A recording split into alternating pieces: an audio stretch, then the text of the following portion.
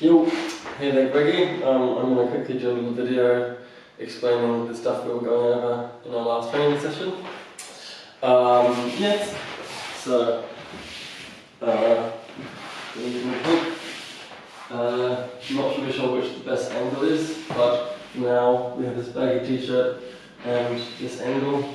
So we're going to start off with by doing cat-cows. We want to have the knees and legs 90 degrees to the floor, the arms, the shoulders and wrists also or the shoulders stacked over the wrists.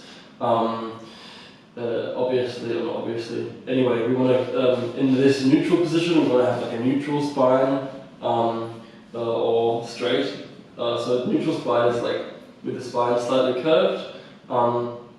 It's okay to like pull up slightly to have more of a flat lower back as well. We don't want to be sagging into the scapula, we want to be pushing slightly away. We want to be pushing, obviously, like in yoga, pushing this pointy finger down, like in the joint on the bottom there. Anyway, so we're going to do cat-cow. This is cat-cow. What is important with cat-cow is as you go down, you want to suck in the belly. Imagine you're being pulled from the middle of the spine, and then as you go up, you want to have the sacrum and the top of the head being pulled outwards. So you don't want to like come in. You want to be like nice and open, scapula pulling down, core slightly engaged, looking up, and then down. It really helps to engage with the breath.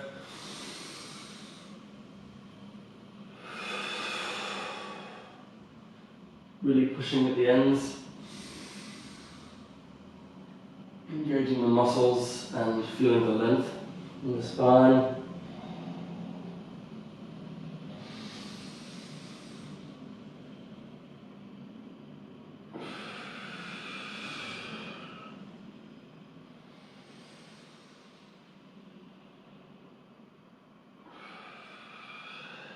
Now we can go from side to side. So we're going left side, right side, curving in the middle of the back. What can help is again to feel this part of your body being pulled. You're actively looking at your butt. You're trying to look both sides at your butt. You don't want to be too like this or too like this. Again, you want to be neutral, engaging both sides. From there we have the washing machine, or I'm sure there's other names for it. So we're going, from the flex position into the side position, then looking up, looking to the side again, and then from that static and linear form, traveling into the flex form, the circular form, so we're going all the way around.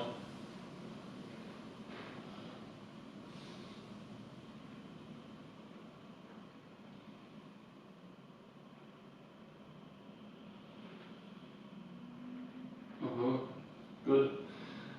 And then from there you can also take it into a complete exploration. I think perhaps we did that later on in the class. Yes, we did, but if you're going to do it, you may as well do it now. So from doing the circular motion, you can then go also into a complete free exploration. So what is interesting to explore is the movements that you did previously in cat-cow, so this. Then you can move forward and backward, side to side, up and down with your scapula, and then all the while moving your spine in different ways, just getting the feeling of freedom in the spine. And go forward and back as well.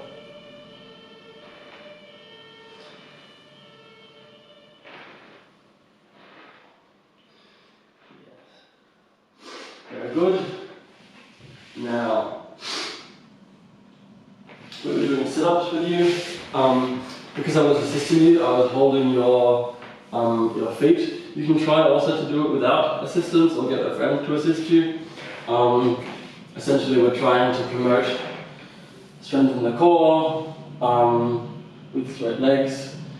I think you started with your hands behind your back, and we just went like up and down and up and down. You're lying with a relatively neutral spine. Again, it's okay to have space in the lower back. You want to try to have your ribs engaged and allowing yourself not to crunch totally over like this, but to try and reach up. And as you reach up, it's probably going to happen that your lower spine, your thoracic spine, lumbar spine, go onto the ground as you reach up and engage the core. And then we can do full sit-ups, coming down. It's okay to put your elbows forward to sit up easier, but you can also try for an extra challenge to keep them out. It is much easier the other way. And then from here, the next thing was just a sit-up. So we're just sitting straight. We're trying as hard as I can to straighten that lower back, and you can sit here for as long as you feel comfortable. You can do it any time you want. You can also do it like when you're watching Netflix or streaming whatever you want online using a VPN. If that's what you like to do.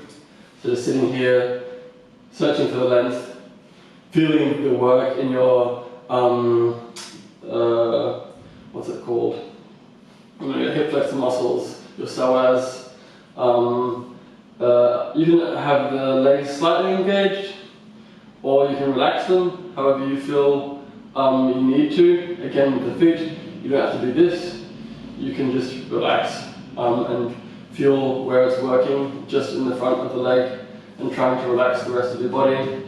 You can put your hands wherever you like. Yes. And assisted backups. Yes, so I assisted you last time. You can also do this non-assisted or with assistance from a friend. This is to promote strength in the lower back muscles. Essentially, you just lie face down, lifting your lower back like this, and you can lift and hold. Lift, hold, down, lift, hold, down. Again, don't forget the breathing. You can breathe in and breathe out. And you can breathe in, breathe out, breathe in, breathe out. So you can stay there for 2 breaths as well. Again, you want to have the scapula pulling down. You can slightly engage your glutes, but you want to mainly think about the upper back engaging and the lower back engaging. Yes. We can do also after this or before this as well for a nice warm-up, do a slow sphinx. So the slow sphinx kind of starts with your hands close to your head, and you're really slowly going up with the neck, slowly going up with the upper back muscles. Again, as you go up with the neck. You're trying to go like this, just curving the head on the axial axis and locking the cervical spine. You're really trying to go up like this and pulling down in the scapula, lifting up slowly and holding. And then you can hold it and go down. Again, you can use the breath to inform how long you go up. That's quite nice to do. So you can breathe in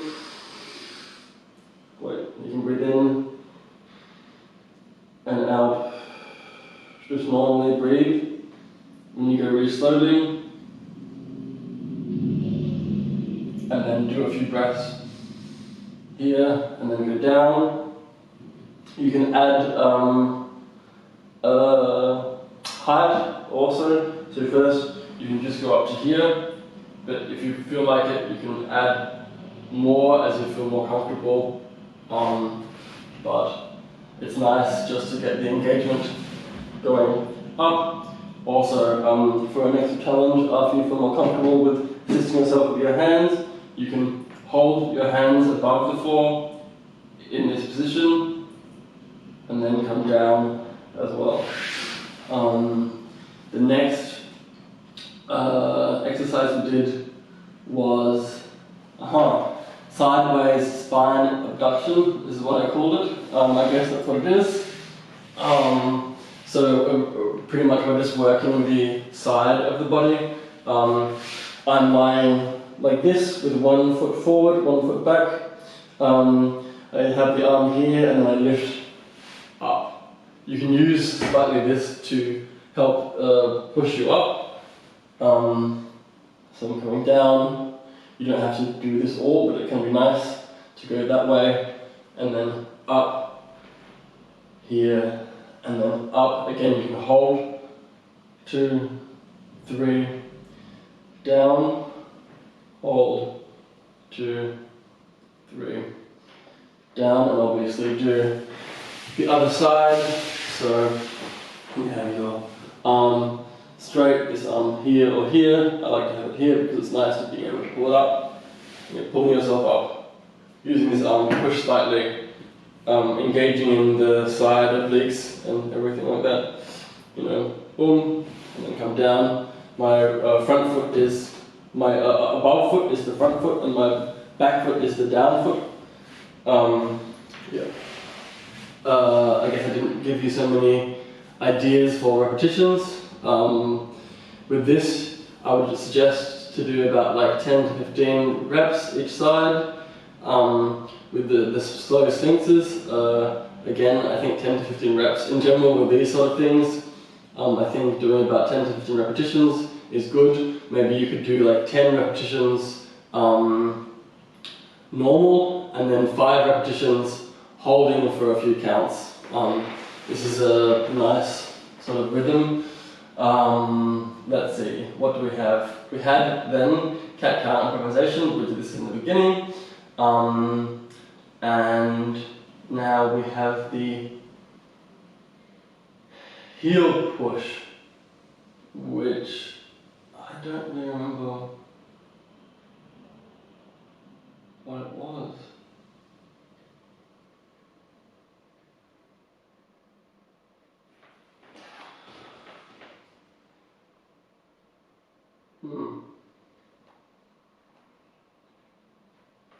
I guess it very likely was this. I'm not sure if I did it with you or not, actually, I can't remember. If it is what I think it is, it could be this movement, which is like a very somatic sort of practice movement.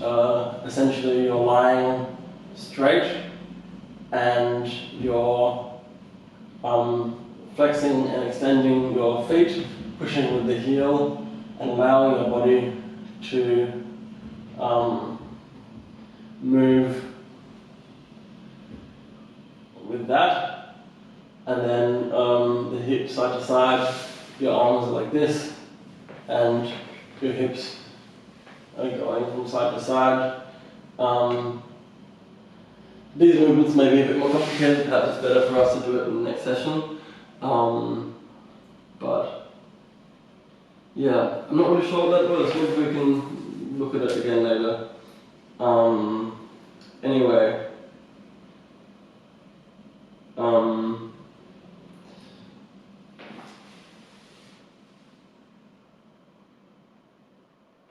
Cool, let's go on. So the next exercise I had for you is this like side-to-side exercises. So we have this just normal, directly going side to side. So we have a nice wide stance, opening the arms and reaching directly to the side. and coming up, and directly to the side, and coming up. And we can also reach, and then reach the arm as well for a bit of extra lat activation and lat stretch. You're going to try and keep your hips relatively stable. They will be pulled slightly this way. It's okay to have them slightly pulled this way. There's only so much they can go anyway, so you regardless get the stretch. This is the area that you're resisting as you go down. Again, the breath can be helpful. You can breathe in and breathe out, and breathe in and breathe out. Breathe in and breathe out and breathe in. This sort of stuff I would recommend 15 each side, so you do 30 in total. Yeah, if you can. Then we have these like side to side Trikonasana-like thingies. Again, when I do it with my feet facing forward. I am engaging slightly my arches. I am engaging slightly my quadriceps. My butt is not super engaged. And in this one, I'm kind of slightly going this way, down. Again, if you would like to and you feel more comfortable to, it's very fine just to like have more of a yoga-like pose. Have this foot turned out further and just go like into the Trikonasana-like pose, going down and up again. Around 15 reps is fine. Or you can just do like this. It just depends on what you feel like you can do. You can also go forward with the arm. You can choose to go from side to side like this and move the foot. You can choose to leave the foot. You can choose to just do on this one side.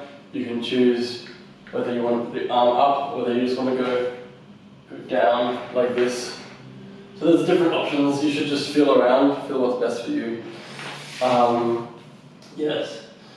The last thing was the spinal shaking and waving. This is the most complicated thing that we did.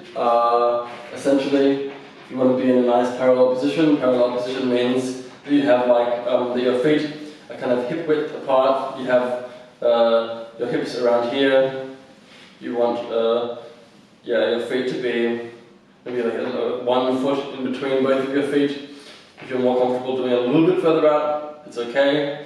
The most important thing is that you're engaging slightly your arches, having this feeling of a spiral slightly. We start by bending the knees and we go forward with the pelvis. So we bend knees forward with the pelvis, and as you bend the knees, you can slightly curve in the spine, curving in the head, not too drastically, just a little bit, as you can see.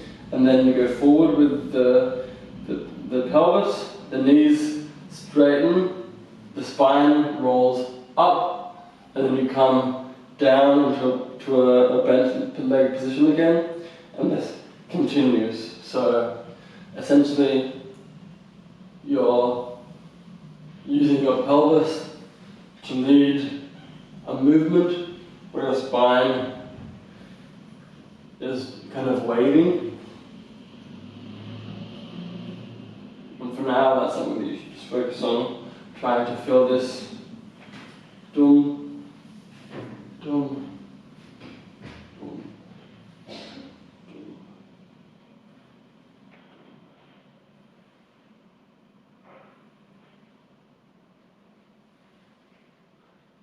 Yes. So, I believe those were all the exercises that we did. I will write them down for you as well and send them to you. Hopefully that helps. Have a nice day. Bye bye.